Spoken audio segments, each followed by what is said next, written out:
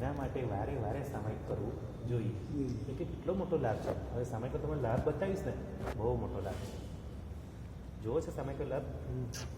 આ બધું એમ બતાવો. હા, આ બધું એ બતાવો. હા, એટલે આ મેઇન પહેલી કથા હતી. તમે વાત કરો બ્રેન્ડ જ છે. હા હા, તો પછી એને વાઇબ્રેટમાં મૂકી દે. વાઇબ્રેટ ફોનને વાઇબ્રેટ કરી દે ને, સાયલેન્ટ કોઈની બી આવી શકે. તો ખ્યાલ આવ્યો પહેલી કથામાં સામાયિક વ્રત થઈ ગયું જ્યાં સુધી હોય છે મન, એટલે કે 48 મિનિટ એક મુહૂર્ત, ત્યારે છેદાય છે અશુભ કર્મો. એટલે કે અશુભ કર્મો સંપૂર્ણ છેદાય છે જ્યારે મન સામાયિક વ્રતથી યુક્ત. એટલે સામાયિક વ્રત આને છે ને શિક્ષા વ્રતો કહેવાય છે. 4 શિક્ષા વ્રતો, જેમ આપણે 12 અણુવ્રતો છે ને, 12 અણુવ્રતોમાં 12 વ્રતો, હા, એમાં 5 મહાવ્રતો. એટલે મહાવ્રતો તો સાધુ ભગવાન હોય, આપણા અણુવ્રતો છે.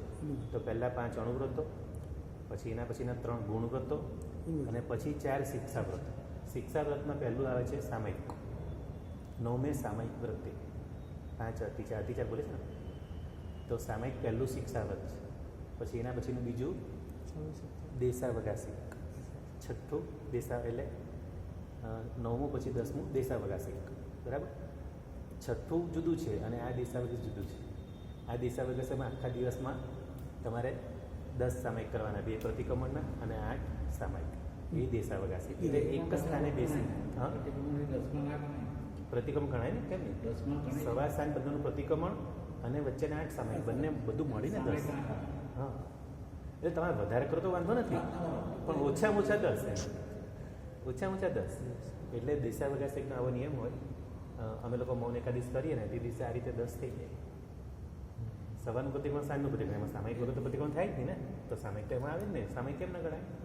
ગણાય ને. અને બીજા વચ્ચે 8 એટલે 10 થયા. તો 10મે દેશાવગાસી એટલે એ પણ શિક્ષાવ્રત છે. પછી 11મે પુરુષોત્તમ ઉપવાસ, એ પણ શિક્ષાવ્રત. અને 12મે અતિથિ સમિભાગ, એટલે આ 4 શિક્ષાવ્રત. વંદિતાની 27, 28, 29, 30 ગાથાઓ. બોલો, કોને યાદ છે?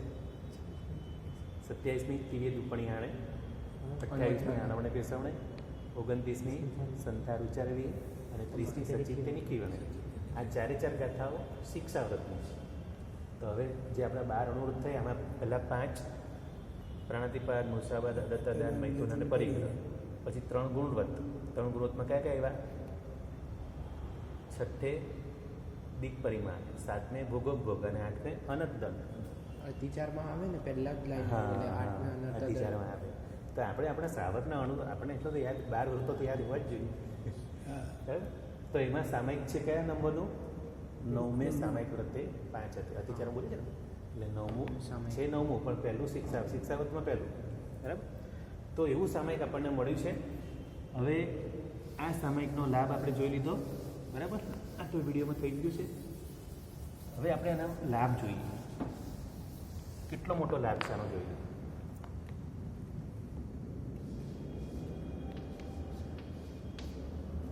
$925, ખાલી આ તે યાદ રાખવાનું.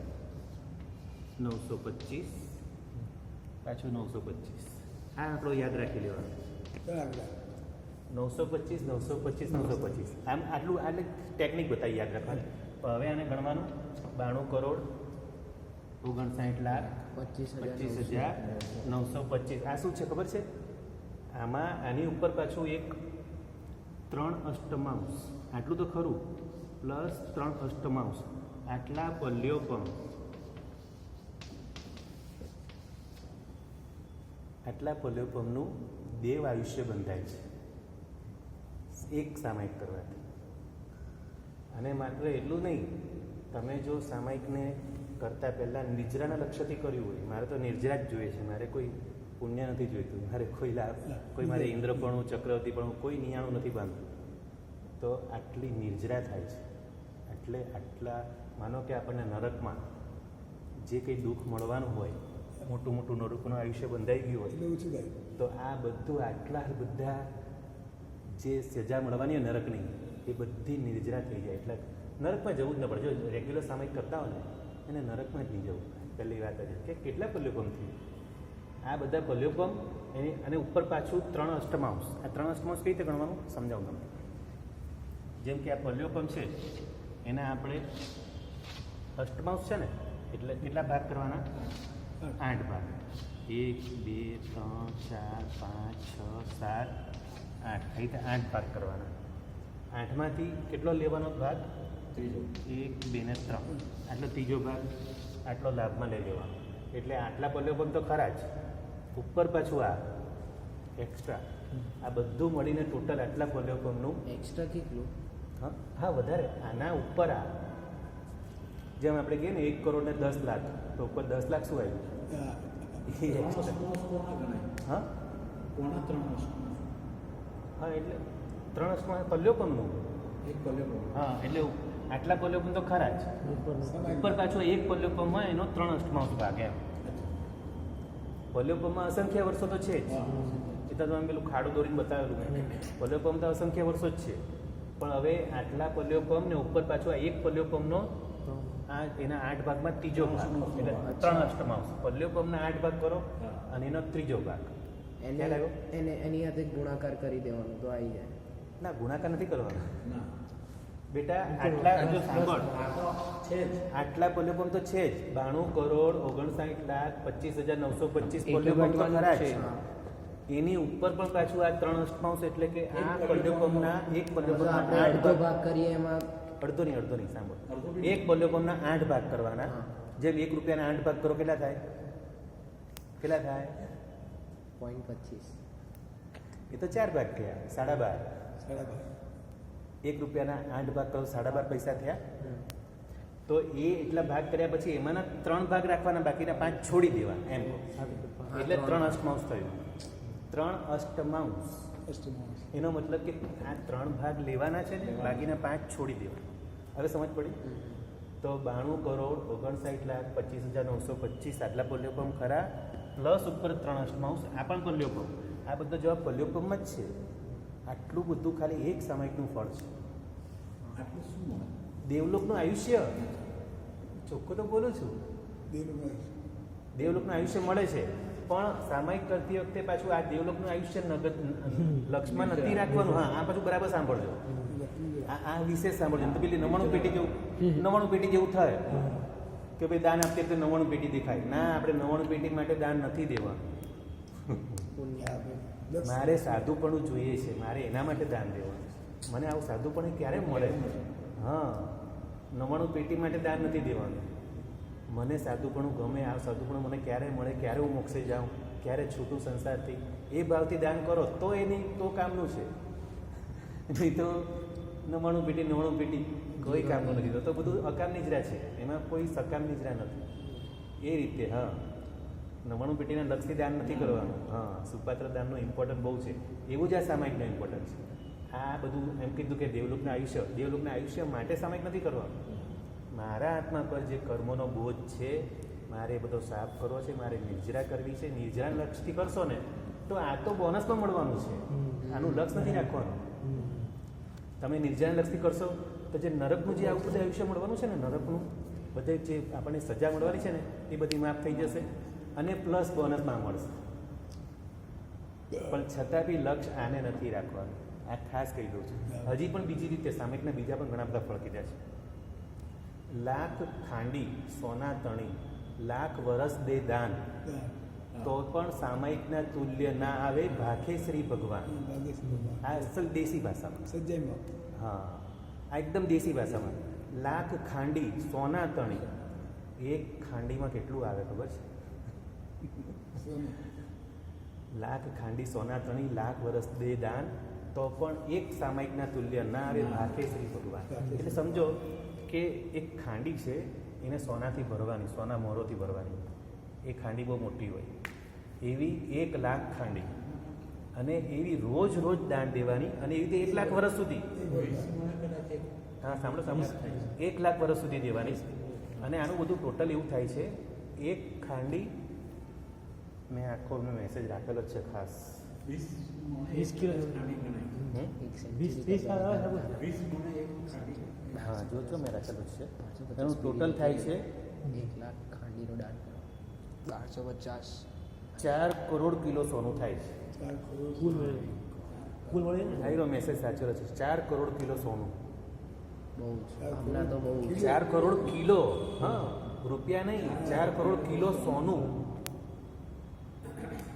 આટલું બધું સોનું દાન દે ને તો પણ સામયિકની તુલ્ય ના આવે. હવે આવું લાખ વર્ષ સુધી, લાખ ખાંડી સોના તણું લાખ વર્ષ, એટલે રોજ આજે લાખ ખાંડી સોના આપ્યું, પાછું કાલે આપ્યું.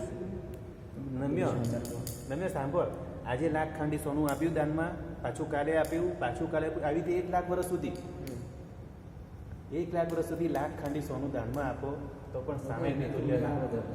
તો બોલો સામયિકનું કેટલું બધું ફળ પેલા છે. રાજા તો કંઈક એમના 18 દેશ આપવા તૈયાર હતા પુણ્ય. શ્રેણિક રાજા, હા હા. ખાંડી કેટલી હોય એમને? 18 દેશ તો કુમાપા રાજા એમ નહીં, શ્રેણિક મહારાજે પોતાનું આખું રાજ્ય આપી દેવા તૈયાર હતા. પણ એક સામયિક નહોતું વિચાર્યું. હા. તો આ થયું સામયિકનું ફળ. લાખ ખાંડી સોના, લખું તો લખી રાખો કે તો હું ખાંડી કેટલી હોય કીધું ને મેં ભાઈ, એક ખાંડીમાં 4 કરોડ કિલો સોનું આવે. એક ખાંડી કે લાખ ખાંડી, કદાચ લાખ ખાંડીનું હશે આમાં, તો પણ રોજની લાખ ખાંડી, રોજનો 4 કરોડ કિલો સોનું તમે દાનમાં આપો. અને એવું કેટલા, અને હજી વાત પૂરી સાંભળો, એવું 1 લાખ વર્ષ સુધી, ચોખ્ખું બોલું છું, લાખ ખાંડી સોના તણું લાખ વર્ષ દે દાન. લાખ વર્ષ સુધી આયુષ્ય કોનું હોય આપણું તો ન હોય. પણ જ્યારે એ જમાનો હતો, જ્યારે મોટા મોટા આયુષ્ય હતા ત્યારની વાત છે, તો લાખ વર્ષ સુધી દાન આપે ને તો પણ સામયિકની તુલ્ય ના આવે એમ કહે છે ભગવાન. બાકી શ્રી ભગવાન. તો હવે આટલું સરસ સામયિક આપણને મળી ગયું છે, પછી આપણે આળસ કરાય કે રોજ કરાય. અને હજી તો મેં પ્રતિક્રમણનો લાભ તો નથી કીધો, એ તો હજી બહુ એનાથી મોટો છે. પ્રતિક્રમણનો લાભ એનાથી પણ મોટો છે, એ બી સમજી લઈએ. જેમ કે આપણું જંબુદ્વીપ, આ જંબુદ્વીપમાં રહેલો મેરુ પર્વત પણ આવી જાય સાથે, અને એમાં રહેલા જેટલા પર્વતો છે એમાં ગજદન પર્વત પણ આવી જાય, પછી નિષદ, મહાહિમવંત, લઘુ હિમવંત, વૈતાડ્ય પણ આવી ગયો. આ બાજુના પણ જેવા અહીંયા છે એવા આ બાજુના પણ બધા પર્વતો. પછી એમાં જેટલા નદીમાં રહેલા રેતી, પથ્થર, કાંકરા, પર્વતો વગેરે બધા જેટલા પણ છે જંબુદ્વીપમાં, 1 લાખ યોજનનો જંબુદ્વીપ છે. અને પછી આ મેરુ તો આખો સોનાનો છે, 1 લાખ યોજનનો મેરુ. આ બધું ઇન્દ્ર મહારાજા તમને એમ કહે કે આ બધું રત્નોનું બની જાય, અને આ રત્નોનું તમને ઇન્દ્ર મહારાજા આપી દે તમને. અને પછી તમને કહે કે હવે તમે આનું, હવે એ બધું તમે દાન કરી દો. કેટલું બધું થાય, આ વિચાર તો કરો, કલ્પનામાં ના આવે. બધું રત્નોનું બની જાય. આ મેરુ આખો રત્નનો બની જાય, જંબુદ્વીપ આખું રત્નનું બની જાય. એટલે એમાં બધું પથ્થર, કાંકરા, રેતી બધું જેટલું છે બધું રત્નનું બની જાય. અને આ બધું રત્ન ઇન્દ્ર મહારાજા તમને કહે કે આ બધું આપણું નથી, આ બધું ઇન્દ્ર મહારાજાની માલિકી છે. આપણે અણુજાણા જસુકો કેમ કહીએ છીએ ખબર છે? અણુજાણા જસુક ગહો, ઇન્દ્ર મહારાજીને રજા લઈને પછી પઠવાનું છે. ખબર છે ભાઈને? અણુજાણા જસુક ગહો એ શબ્દ પારિષ્ઠાપનિકા સમિતિમાં આપણે જ્યારે ઔષધ વગેરે કર્યું હોય કે સામયિક વગેરે કર્યું હોય, અને જ્યારે આપણે થલ્લે કે બાથરૂમ જવાનું અને પઠવીએ ને ત્યારે અણુજાણ એટલે કે મને રજા આપો, જસુક ગહો, ઇન્દ્ર મહારાજા આને મને પઠવાની રજા આપો, કે આ બધી માલિકી એમની છે. એટલે એ ઇન્દ્ર મહારાજા જો તમને રજા આપી દે, આ બધું તમને રત્નોનું બનાવીને બધું આપી દે, અને પછી તમે એને દાન કરી દો, એના કરતાં પણ પ્રતિક્રમણનું ફળ વધી જાય છે.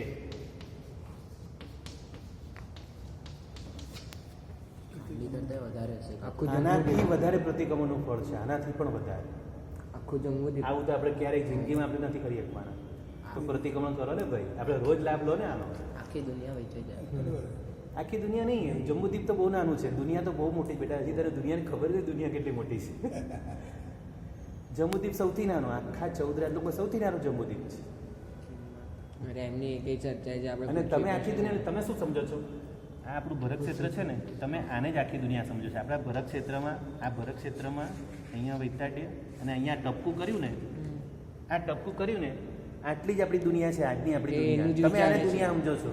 એ એનું જ કહે છે કે આખા આયરો આપણે કરશું ને તેમાં આપણી દુનિયા વેચાઈ જશે. એમાં જ એ જ આપણી દુનિયા એ જ વેચાઈ. એટલે આ જે ટપકું કર્યું ને, આટલી દુનિયા નહીં, આ તો કંઈ જ નથી બેટા, આ તો કંઈ જ નથી. એના કરતાં તો જંબુદ્વીપ ઘણું મોટું, એના કરતાં તો લવણ સમુદ્ર, એના કરતાં તો કેટલો આ જંબુદ્વીપ કરતાં 24 ગણો લવણ સમુદ્ર મોટો છે. કે લવણ સમુદ્રમાં આવા જંબુદ્વીપ